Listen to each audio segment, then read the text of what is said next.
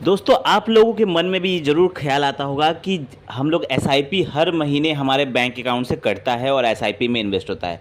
लेकिन अगर किसी महीने हमारे बैंक अकाउंट में पैसे नहीं हैं, जिस डेट पर एसआईपी कट रही है उस डेट पर पैसे नहीं है, तो क्या होगा? हमारे इन्वेस्टमेंट में क्या कोई प्रॉब्लम होगा?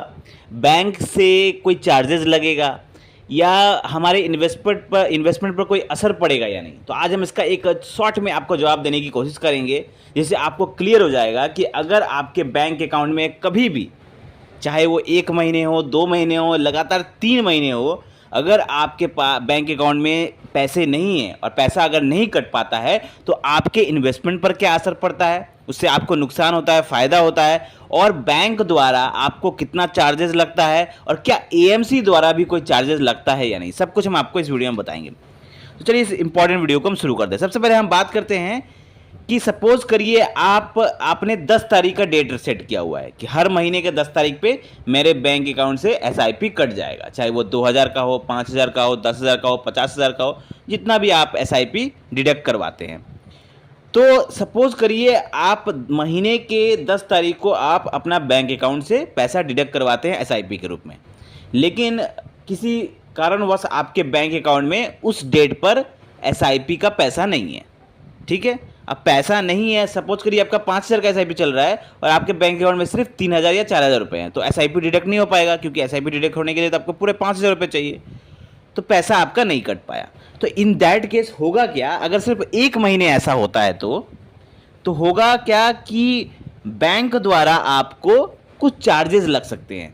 जैसे एसआईपी डिडक्ट नहीं हो पाया तो बैंक कुछ ईसीएस चार्जेस लगाती है, जो कि 200 रुपये से 500 रुपये के बीच में होता है। बैंक चार्जेस आप कह सकते हैं इसे। तो बैंक यहाँ पर चार्जेस आपको लगा सकती है, क्योंकि आपने ऑटो पे सेट करके रखा हुआ है, इसके कारण आपको चार्जेस लग सकती है। ठीक है, और एक चीज़, आप सपोज करिए आपने सिर्फ 1 महीने स्किप किया, अगर 1 महीने अगर आप नहीं दे पाए तो कोई खास असर नहीं पड़ता आपके इन्वेस्टमेंट पर। बस इतना असर पड़ेगा कि उस महीने का पैसा डिडक्ट नहीं हुआ, तो उस महीने का आप इन्वेस्टमेंट आप नहीं कर पाए और उस महीने का पैसा आपका इन्वेस्टमेंट में नहीं जुड़ा, बस यही असर है, कोई ज़्यादा बड़ा असर नहीं पड़ता।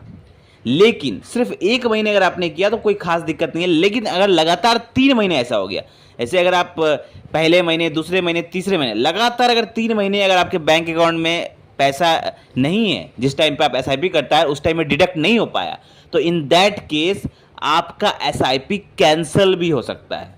कैंसिल हो सकता है मतलब जब एसआईपी कैंसिल हो जाएगा तो इन दैट केस होगा क्या कि आपका जो पैसा जो कटता है हर महीने वो बंद हो जाएगा, कटना बंद हो जाएगा, आपका एसआईपी बंद हो जाएगा।